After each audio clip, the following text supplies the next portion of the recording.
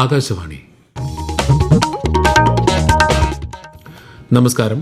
പ്രാദേശിക വാർത്തകൾ വായിക്കുന്നത് സുധിൻ സൈനുദ്ദീൻ.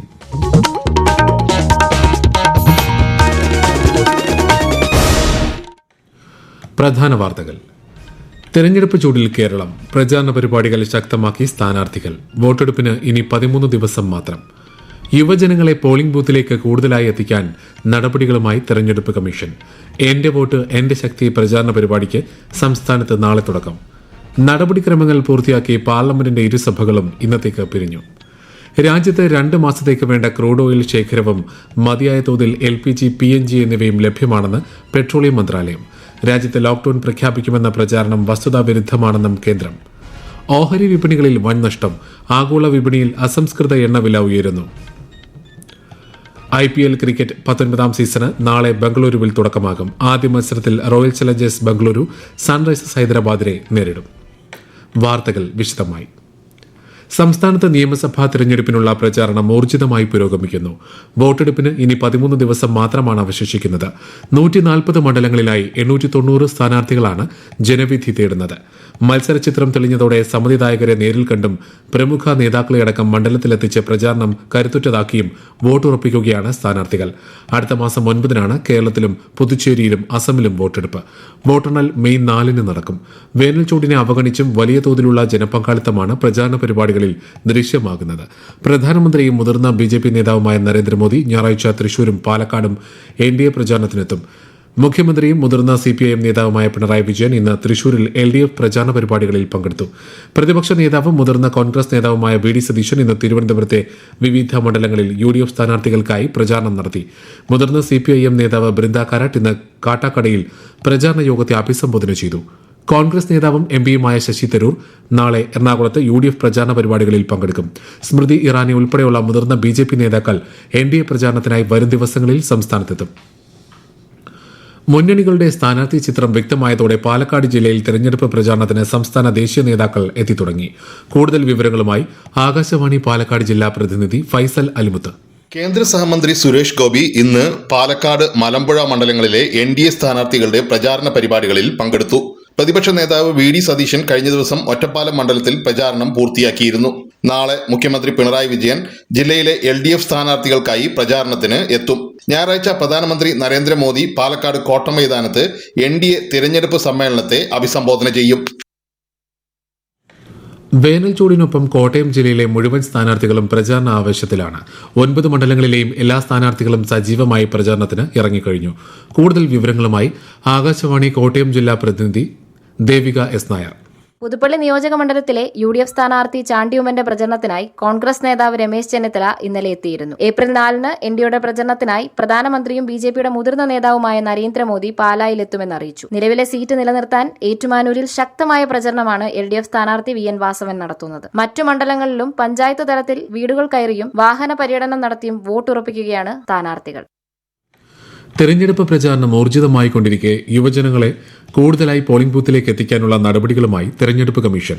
യുവജനങ്ങളിലെ വോട്ടിംഗ് ശതമാനം വർദ്ധിപ്പിക്കുകയെന്ന ലക്ഷ്യവുമായി കേരള ലീഗൽ സർവീസസ് അതോറിറ്റിയുമായും ജനമൈത്രി പോലീസുമായും ചേർന്ന് എന്റെ വോട്ട് എന്റെ ശക്തി എന്ന സംസ്ഥാനതല പ്രചാരണ പരിപാടിക്കാണ് തെരഞ്ഞെടുപ്പ് കമ്മീഷൻ നാളെ തുടക്കം കുറിക്കുന്നത്. തിരുവനന്തപുരം മാനവീയം വീഥിയിൽ പ്രചാരണ പരിപാടികളുടെ സംസ്ഥാനതല ഉദ്ഘാടനം ജില്ലാ സെഷൻസ് ജഡ്ജ് നസീറ നിർവഹിക്കും.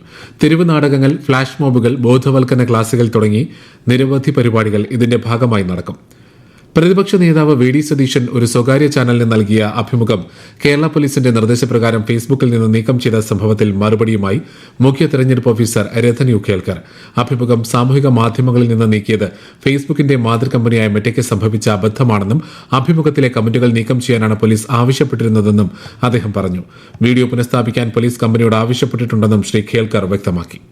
ഇങ്ങനെ ഒരു കമന്റ് അവരുടെ മുൻപ് വരുമ്പോ മെറ്റാവോട് പറഞ്ഞത് ഈ കമന്റ് നീക്കണം എന്ന് ആയിരുന്നു. പക്ഷേ ബൈ മിസ്റ്റേക്ക് ആ മൊത്തം വീഡിയോ അവർ നീക്കി എന്നുള്ളതാണ് ഒരു ഫാക്ച്വൽ പൊസിഷൻ. പിന്നെ ഇമീഡിയറ്റ് ആയിട്ട് പോലീസ് മെറ്റായിനടുത്ത് ടേക്കപ്പ് ചെയ്തിട്ടുണ്ട്. അത് റെസ്റ്റോർ ചെയ്യാൻ വേണ്ടിയിട്ടുള്ള കത്ത് പോലീസിന്റെ ഭാഗത്തിന് പോയിട്ടുണ്ട്. നമ്മൾ ഫോളോ അപ്പ് ചെയ്യുന്നുണ്ട്. തീർച്ചയായിട്ടും ഉടൻ തന്നെ ആ ഒരു വീഡിയോ അത് റെസ്റ്റോർ ചെയ്യാൻ ഇമീഡിയറ്റ് ആയിട്ട് സാധിക്കുമെന്നാണ് നമുക്ക് തോന്നുന്നത്. നിയമസഭാ തെരഞ്ഞെടുപ്പിനോടനുബന്ധിച്ച് പ്രചാരണ വാഹന അനുമതികൾ പൂർണ്ണമായും സുവിധ പോർട്ടൽ വഴി ഓൺലൈനായി മാത്രമേ നൽകൂ എന്ന് മുഖ്യ തെരഞ്ഞെടുപ്പ് officer Ratan U Khelkar suvidha.eci.gov.in എന്ന വെബ്സൈറ്റ് വഴിയോ ECI നെറ്റ് ആപ്പ് വഴിയോ അപേക്ഷകൾ സമർപ്പിക്കാവുന്നതാണ്. ഈ വാർത്തകൾ ആകാശവാണിയിൽ നിന്ന്. ആകാശവാണി വാർത്തകളും വാർത്താ അധിഷ്ഠിത പരിപാടികളും all India radio news Thiruvananthapuram YouTube ചാനലിലും @all India radio news Thiruvananthapuram Facebook പേജിലും AIR ന്യൂസ് തിരുവനന്തപുരം ഇൻസ്റ്റഗ്രാം അക്കൌണ്ടിലും @AIR ന്യൂസ്_TVM X ഹാൻഡിലും ലഭ്യമാണ്. നടപടിക്രമങ്ങൾ പൂർത്തിയാക്കി പാർലമെന്റിന്റെ ഇരുസഭകളും ഇന്നത്തേക്ക് പിരിഞ്ഞു. ധനകാര്യ ബിൽ, ധനവിനിയോഗ ബിൽ 2 എന്നിവ രാജ്യസഭ ചർച്ച ചെയ്ത ശേഷം തിരിച്ചയച്ചു. ധനമന്ത്രി നിർമ്മല സീതാരാമൻ ചർച്ചയ്ക്ക് മറുപടി നൽകി. ഇരു ബില്ലുകൾ ലോക്സഭ ഇതിനകം തന്നെ പാസാക്കിയിരുന്നു. ജൻവിശ്വാസ് ബില്ലും ഇൻസോൾവൻസി ആൻഡ് ബാങ്ക്രപ്സി കോഡ് ഭേദഗതി ബില്ലും ലോക്സഭ ഇന്ന് പരിഗണിച്ചു. രാജ്യത്ത് 2 മാസത്തേക്ക് ആവശ്യമായ ക്രൂഡ് ഓയിൽ ശേഖരവും മതിയായ തോതിൽ LPG, PNG എന്നിവയും ലഭ്യമാണെന്ന് പെട്രോളിയം പ്രകൃതിവാതക മന്ത്രാലയ ജോയിന്റ് സെക്രട്ടറി സുജാത ശർമ്മ. റിഫൈനറികൾ പൂർണ്ണശേഷിയിൽ പ്രവർത്തിക്കുന്നതിനാൽ ആഭ്യന്തര LPG ഉൽപാദനം 40% വർദ്ധിപ്പിച്ചതായും പശ്ചിമേഷ്യൻ സംഘർഷവുമായി ബന്ധപ്പെട്ട് നടത്തിയ അന്തർമന്ത്രാലയ വാർത്താ സമ്മേളനത്തിൽ അവർ വ്യക്തമാക്കി. ഗുണഭോക്താക്കൾ പരിഭ്രാന്തിയോടെ LPG ബുക്ക് ചെയ്യേണ്ട സാഹചര്യം നിലവിലില്ല. വാണിജ്യ ആവശ്യങ്ങൾക്കുള്ള LPG വിതരണം 70% വർദ്ധിപ്പിച്ചിട്ടുണ്ടെന്നും ശ്രീമതി സുജാത ശർമ്മ വ്യക്തമാക്കി.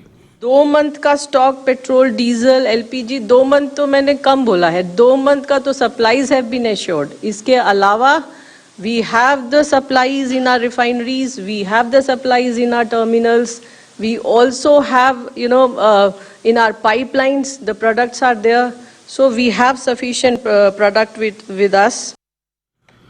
രാജ്യത്ത് ലോക്ഡൌൺ പ്രഖ്യാപിക്കുമെന്ന തരത്തിൽ പ്രചരിക്കുന്ന വിവരങ്ങൾ വസ്തുതാ വിരുദ്ധമാണെന്ന് കേന്ദ്ര സർക്കാർ വ്യക്തമാക്കിയിരുന്നു.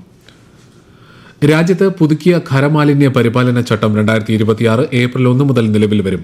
പുതുക്കിയ ചട്ടപ്രകാരം മാലിന്യം അവയുടെ ഉറവിടത്തിൽ തന്നെ ജൈവ മാലിന്യം, അജൈവ മാലിന്യം, സാനിറ്ററി മാലിന്യം, പ്രത്യേക പരിചരണം ആവശ്യമുള്ള മാലിന്യം എന്നിങ്ങനെ 4 തരംതിരിച്ച് ശാസ്ത്രീയമായി പരിപാലിക്കണം. ഡയപ്പറുകൾ, സാനിറ്ററി പാഡുകൾ തുടങ്ങിയവ നിർമ്മാതാക്കൾ നൽകുന്ന കവറുകളിലോ തദ്ദേശ സ്ഥാപന അധികൃതർ നിർദ്ദേശിക്കുന്ന രീതിയിലോ സുരക്ഷിതമായി പൊതിഞ്ഞ് പ്രത്യേക ബിന്നുകളിൽ മാത്രമേ നിക്ഷേപിക്കാവൂ എന്ന് പുതുക്കിയ ചട്ടത്തിൽ പറയുന്നു. സംസ്ഥാന സർക്കാർ ഏപ്രിൽ 1 നോ ട്രാൻസാക്ഷൻ ഡേ ആയി പ്രഖ്യാപിച്ചിരിക്കുന്നതിനാൽ അന്നേ ദിവസം ട്രഷറികളിൽ ഇടപാടുകൾ ഉണ്ടായിരിക്കില്ലെന്ന് ട്രഷറി ഡയറക്ടർ അറിയിച്ചു. ഏപ്രിൽ 4 രാവിലെ ഏജൻസി ബാങ്കുകളിൽ നിന്ന് പണം ലഭ്യമാക്കിയതിനു ശേഷമേ ട്രഷറികളിൽ പെൻഷൻ, സേവിംഗ്സ് ബാങ്ക് തുടങ്ങിയവ വഴിയുള്ള പണമിടപാടുകൾ ആരംഭിക്കുകയുള്ളൂവെന്നും അറിയിപ്പിൽ പറയുന്നു. രാജ്യത്തെ ഓഹരി വിപണികളിൽ കനത്ത നഷ്ടം. സെൻസസ് 1690 പോയിന്റ് താഴ്ന്ന് 73,583-ലും നിഫ്റ്റി 486 പോയിന്റ് ഇടിഞ്ഞ് 22,819-ലും വ്യാപാരം അവസാനിപ്പിച്ചു. സ്വർണ്ണവില കൂടി. പവന് 120 രൂപ വർദ്ധിച്ച് 1,06,120 രൂപയും ഗ്രാമിന് 13,265 രൂപയുമാണ് ഇന്നത്തെ വില. US ഇറാൻ ചർച്ചകളിൽ പുരോഗതി ഉണ്ടാകാത്ത സാഹചര്യത്തിൽ ആഗോള വിപണിയിൽ അസംസ്കൃത എണ്ണവിലയും 2.5% വർദ്ധിച്ചു.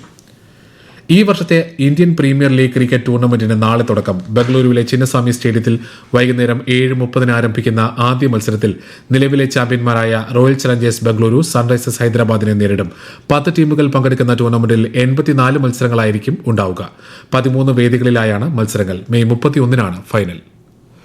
പ്രധാന വാർത്തകൾ വീണ്ടും. തിരഞ്ഞെടുപ്പ് ചൂടിൽ കേരളം. പ്രചാരണ പരിപാടികൾ ശക്തമാക്കി സ്ഥാനാർത്ഥികൾ. വോട്ടെടുപ്പിന് ഇനി 13 ദിവസം മാത്രം. യുവജനങ്ങളെ പോളിംഗ് ബൂത്തിലേക്ക് കൂടുതലായി എത്തിക്കാൻ നടപടികളുമായി തെരഞ്ഞെടുപ്പ് കമ്മീഷൻ. എന്റെ വോട്ട് എന്റെ ശക്തി പ്രചാരണ പരിപാടിക്ക് സംസ്ഥാനത്ത് നാളെ തുടക്കം. നടപടിക്രമങ്ങൾ പൂർത്തിയാക്കി പാർലമെന്റിന്റെ ഇരുസഭകളും ഇന്നത്തേക്ക് പിരിഞ്ഞു. രാജ്യത്ത് 2 മാസത്തേക്ക് വേണ്ട ക്രൂഡ് ഓയിൽ ശേഖരവും മതിയായ തോതിൽ LPG, PNG എന്നിവയും ലഭ്യമാണെന്ന് പെട്രോളിയം മന്ത്രാലയം.